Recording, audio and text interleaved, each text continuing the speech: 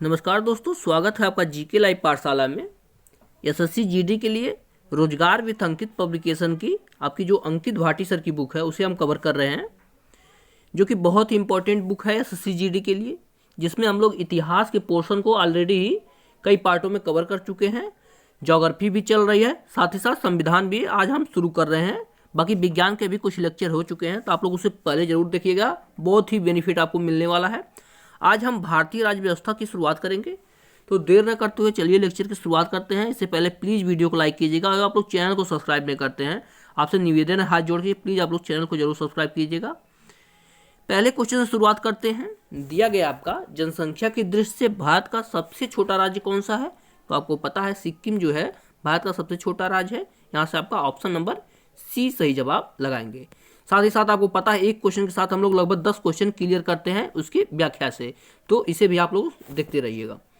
दिया गया आपका गोवा क्षेत्रफल के अनुसार भारत का सबसे छोटा राज्य है। देखिए, अगर क्षेत्रफल की बात की जाती है तो सबसे छोटा राज्य आपका गोवा हो जाता है, और जबकि जनसंख्या की बात किया जाए तो जनसंख्या के अनुसार चौथा सबसे छोटा राज्य है। यही गोवा की बात अगर जनसंख्या में की जाए तो वह आपका चौथा सबसे छोटा राज्य है।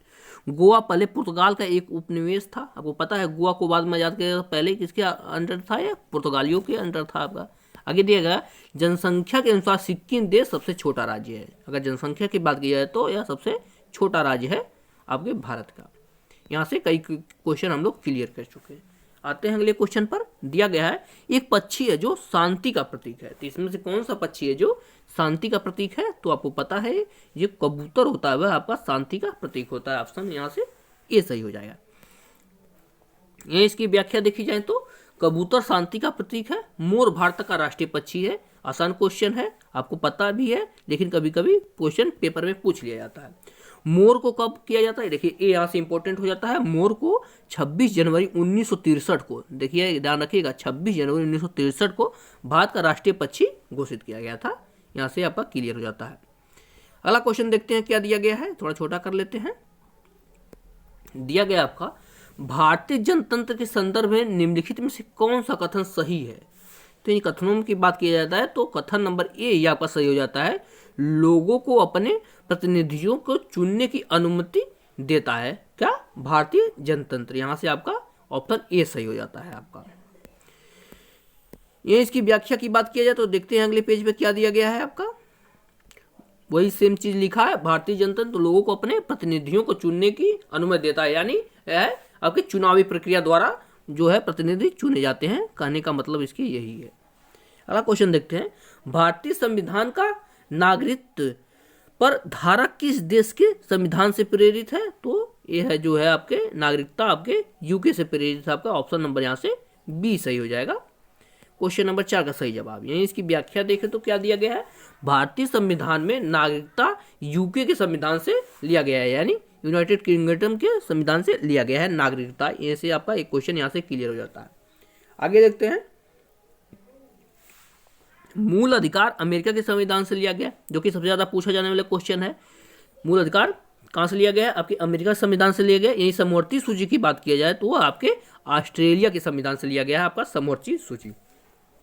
आप लोग कमेंट में बताइए कि मौलिक कर्तव्य किस देश से लिया गया है और संविधान संशोधन की प्रक्रिया किस देश से लिया गया है, जो कि यही सबसे ज़्यादा पूछे जाने वाला क्वेश्चन है। यहाँ से अगर कुछ लेने की बात हो जाती है तो संविधान संशोधन की प्रक्रिया, मौलिक कर्तव्य और मौलिक अधिकार, 3 चीज़ पूछी जाती हैं बहुत बार। तो आप लोग कमेंट में जरूर बताइए कि मौलिक कर्तव्य कहाँ से लिया गया है और संविधान संशोधन की प्रक्रिया कहाँ से ली गई है। अगला क्वेश्चन देखते हैं।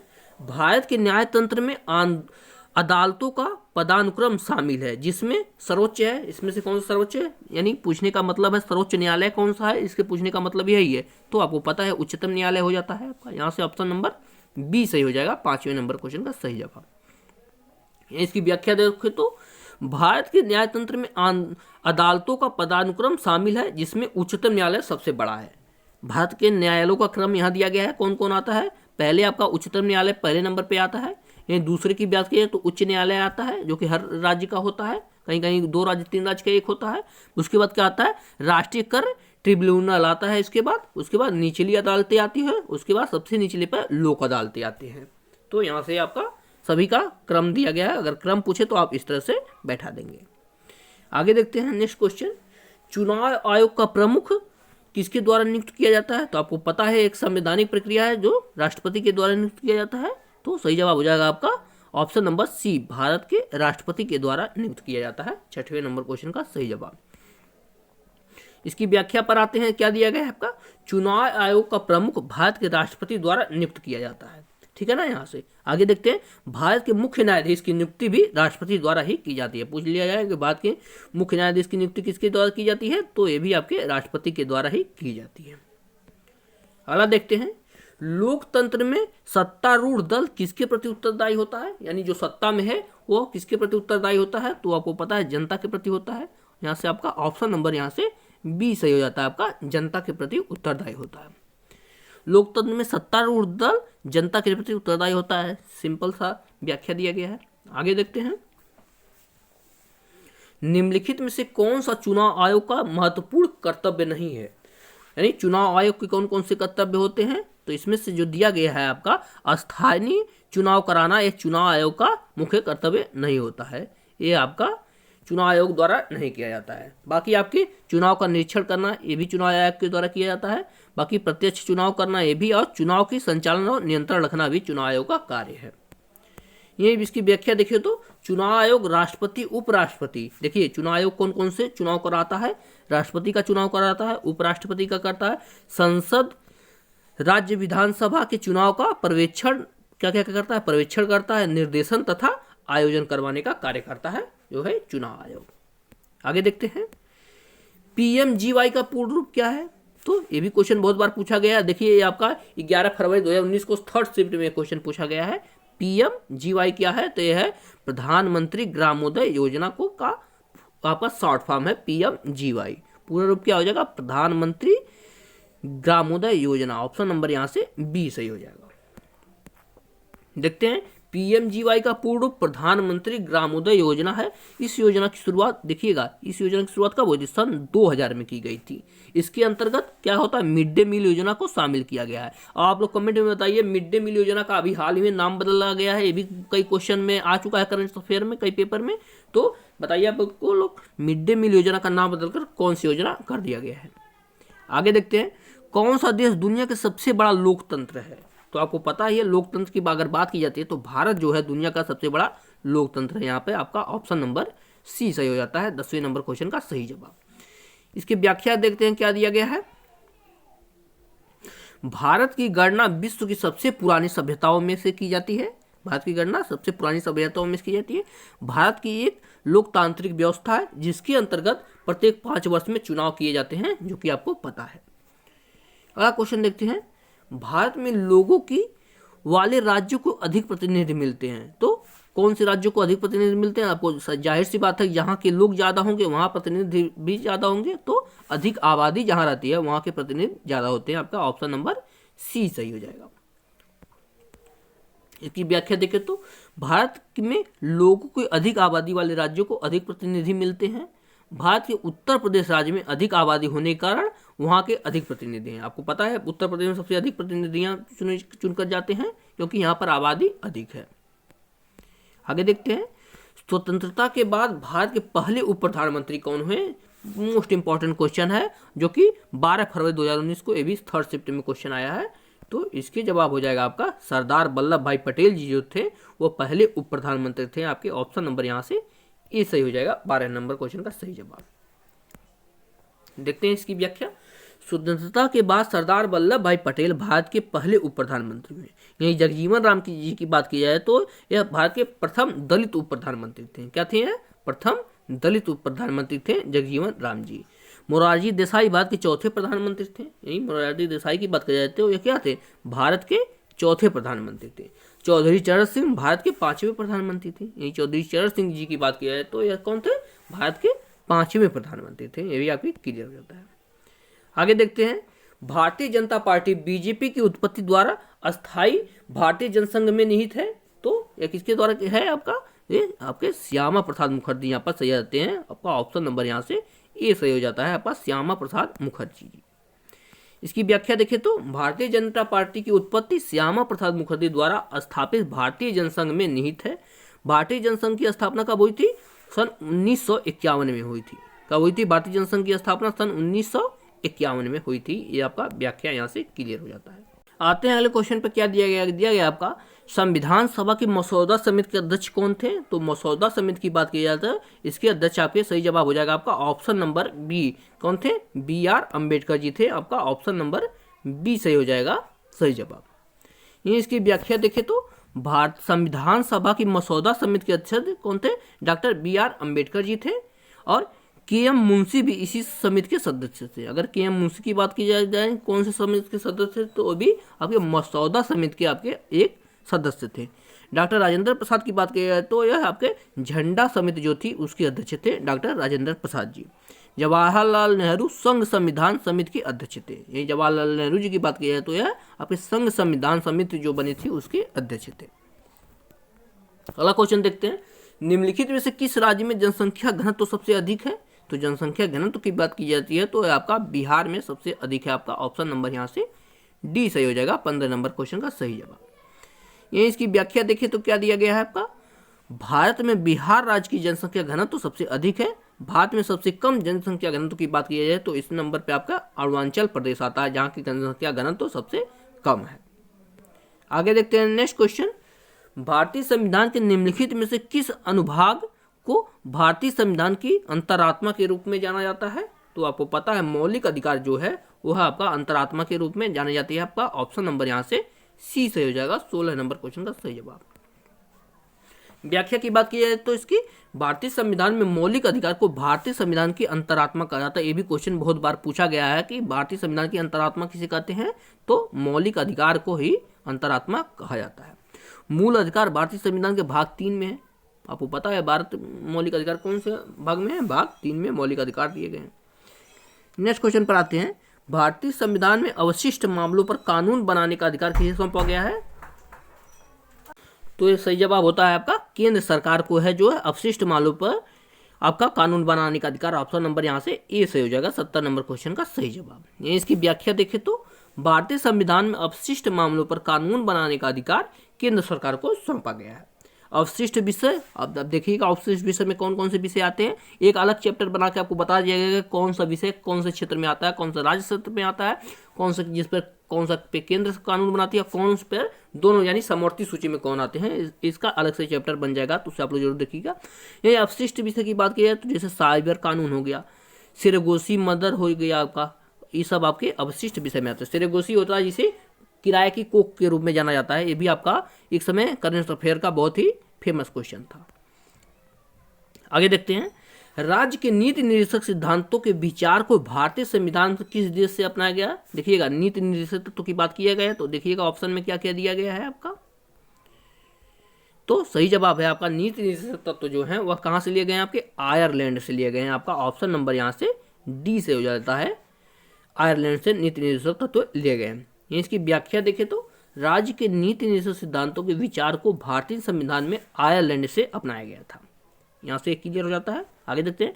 ब्रिटेन के संविधान द्वारा एकल नागरिकता तथा संसदीय शासन पद्धति को अपनाया गया। देखिएगा एकल नागरिकता की बात कहाँ से की गई थी? कहाँ से ली गई थी? ब्रिटेन से ली गई थी। और संसदीय शासन पद्धति जो है यानी संसदीय शासन प्रणाली जो है ये भी आपके ब्रिटेन से ली गई थी। और संविधान देखिए सबसे महत्वपूर्ण क्वेश्चन इसे इंपॉर्टेंट लगाइए। संविधान संशोधन की प्रक्रिया जो है कहाँ से ली गई थी? दक्षिण अफ्रीका से संविधान संशोधन की प्रक्रिया ली गई थी। सबसे ज्यादा पूछे जाने वाला क्वेश्चन यही है। अगला देखते हैं। भारतीय संविधान में निम्नलिखित अनुच्छेदों में कौन सा भारत के राष्ट्रपति को राष्ट्रीय आपातकाल घोषित करने की शक्ति प्रदान करता है? तो राष्ट्रीय आपातकाल घोषणा कौन से अनुच्छेद के तहत होती है? आपको पता 352, 356, 360 जो है आपातकाल तीनों में है। इसमें राष्ट्रीय आपातकाल की अगर बात की जाती है तो आता है आपका सही जवाब ऑप्शन नंबर डी। अनुच्छेद 352 के तहत आपका राष्ट्रीय आपातकाल घोषित किया जाता है।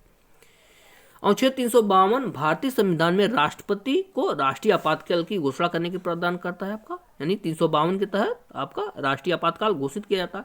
यही 356 की बात की जाए तो यह आपका संवैधानिक तंत्र विफल होने पर दशा में उल्लिखित किया जाता है। 356 जो है संवैधानिक जब जो तंत्र विफल हो जाता है तब 356 लगता है। आगे देखते हैं।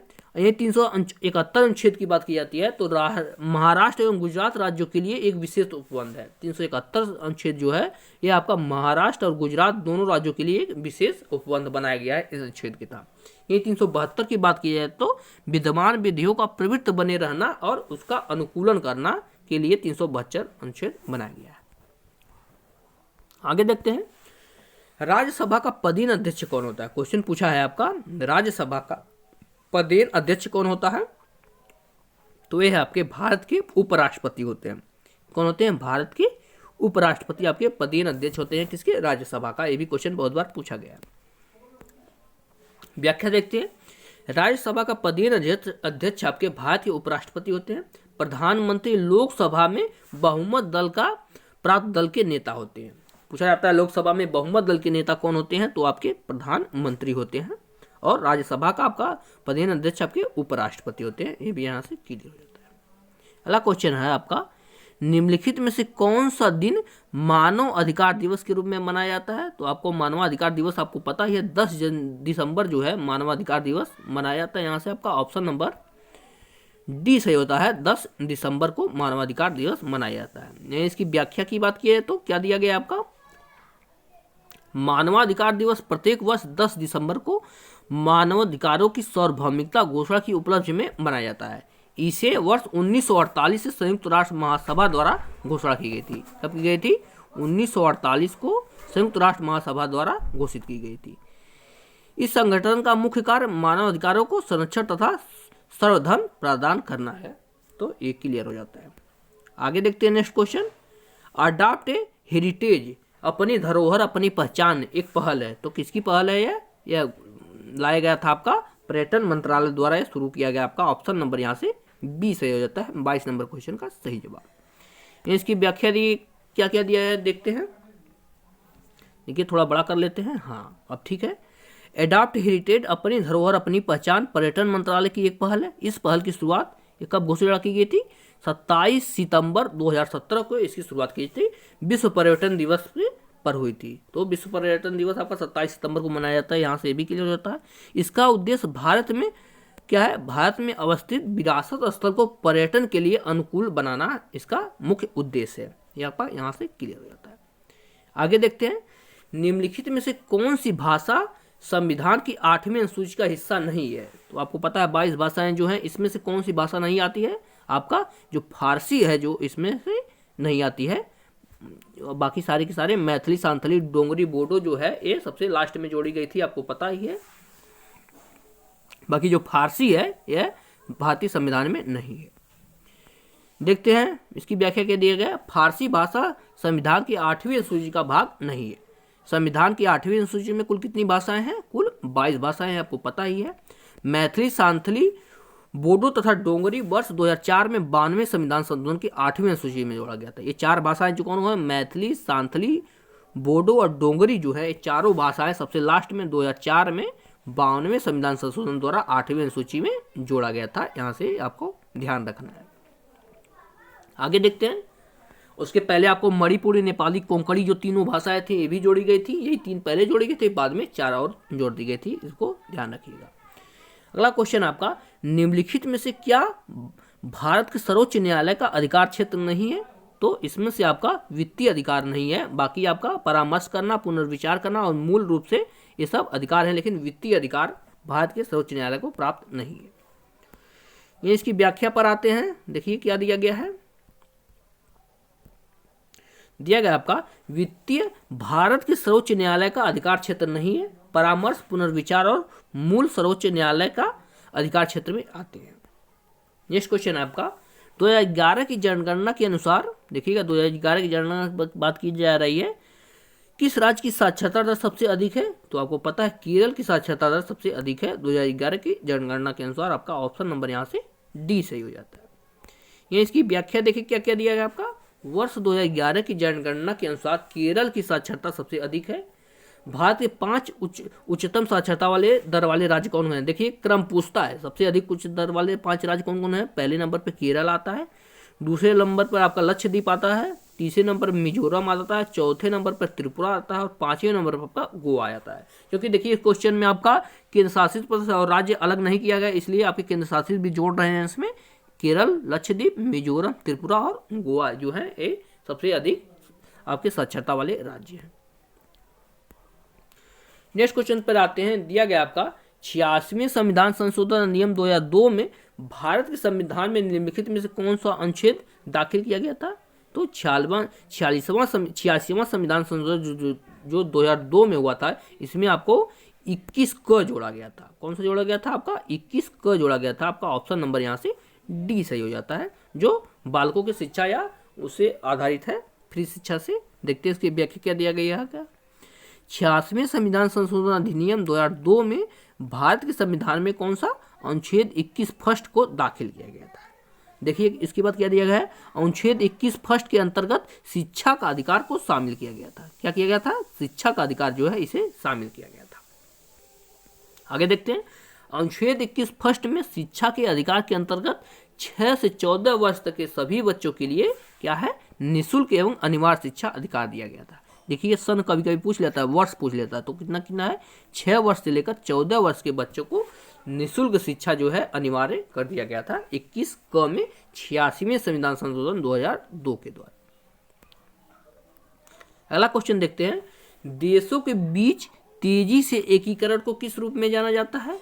ये भी क्वेश्चन थोड़ा घुमा फिरा के पूछा है, तो इसे वैश्वीकरण के नाम से जाना जाता है। आपका ऑप्शन नंबर यहाँ से ए सही हो जाता है, 27 नंबर क्वेश्चन का सही जवाब। व्याख्या देखें तो देशों के बीच तेजी से एकीकरण को वैश्वीकरण के रूप में जाना जाता है।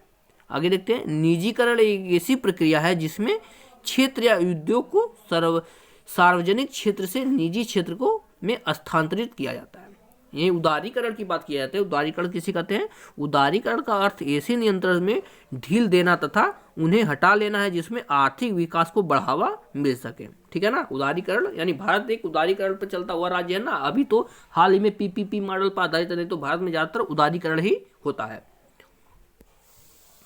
आते हैं अगले क्वेश्चन पर, देखते हैं क्या दिया गया है। नेक्स्ट क्वेश्चन आपका थोड़ा छोटा कर लेते हैं। हाँ, राष्ट्रीय मानवाधिकार आयोग के बारे में निम्नलिखित में से कौन सा कथन सही है? तो सही जवाब आपका ऑप्शन ए ही हो जाएगा, उसकी सत्ता स्वरूप के में केवल सिफारिश है। ठीक है ना, यहाँ से आपका 28 नंबर क्वेश्चन का सही जवाब ऑप्शन नंबर ए हो जाता है। यही इसकी व्याख्या से क्लियर करते हैं। इसका मतलब क्या है, राष्ट्रीय मानवाधिकार आयोग में उसकी सत्ता स्वरूप में केवल सिफारिश या संतुष्टिकरण है। इसकी स्थापना, देखिए मेन क्वेश्चन यही है, राष्ट्रीय मानवाधिकार आयोग की स्थापना कब हुई थी? 12 अक्टूबर 1993 को हुई थी। ठीक है ना, कब हुई थी? 12 अक्टूबर 1993 को हुई थी। इसका मुख्यालय आपका दिल्ली में है। राष्ट्रीय मानवाधिकार की आयोग की बात किया गया है आपका, इसका मुख्यालय आपका दिल्ली में। इसमें एक अध्यक्ष और 7 सदस्य होते हैं। कौन था? इसमें कुल 8 सदस्य होते हैं, जिसमें एक अध्यक्ष और 7 सदस्य होते हैं। एक क्लियर हो जाता है यहाँ से। अगला क्वेश्चन देखते हैं, पंचायती राज संस्थाएं किस संशोधन के अंतर्गत अस्तित्व में है? तो पंचायती राज व्यवस्था जो है वह 2 संविधान संशोधन द्वारा जोड़ी गई थी। कौन कौन से? एक 73वां हो गया, एक 74वां हो गया। आपका ऑप्शन नंबर यहाँ से बी सही हो जाएगा, 73वां और 74वां संविधान संशोधन द्वारा जोड़ी गई थी। अब इसकी व्याख्या से क्लियर करते हैं।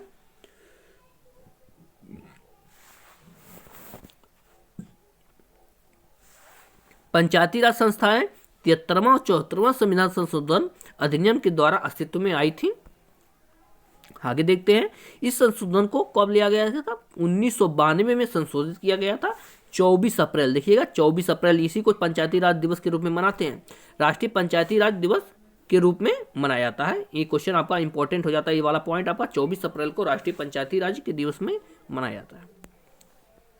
अगला क्वेश्चन देखते हैं, भारत में चुनाव के संदर्भ में वीवीपैट शब्द का पूर्ण रूप क्या है? तो वीवीपैट आप लोगों ने बहुत बार सुना है, क्योंकि अभी हर चुनाव में उसका उपयोग किया जाता है। तो ये होता है आपका voter verifiable paper audit trail होता है, जिसमें आप किसी वोट डालते हैं उसका आपका पेपर पर्ची आ जाती है। आप लोगों ने देखा है। तो सही जवाब आपका ऑप्शन नंबर बी सही हो जाएगा। वीवीपैट का पूर्ण रूप voter verifiable paper audit trail होता है। यह मतदाता मत प्रणाली का उपयोग करते हुए मतदाताओं को फीडबैक देने का तरीका है। फीडबैक मतलब वही आपके किसी वोट दिए हैं उसका फीडबैक तुरंत आपको मिल जाता है। तो संविधान में यहीं पर हम 30 नंबर का क्वेश्चन तक आज कवर करेंगे। आप इसे 2 से 3 बार लेक्चर को देखिए, आपको पूरा का पूरा याद हो जाएगा। नेक्स्ट लेक्चर में हम 31 नंबर क्वेश्चन से शुरू करेंगे। तब तक के लिए आप लोग प्लीज़ वीडियो को लाइक कीजिएगा और चैनल को जरूर सब्सक्राइब कीजिएगा। और पीडीएफ के लिए आप लोग टेलीग्राम नहीं ज्वाइन कर रहे हैं तो टेलीग्राम को जरूर ज्वाइन कीजिएगा। मिलते हैं नेक्स्ट लेक्चर में, तब तक के लिए धन्यवाद।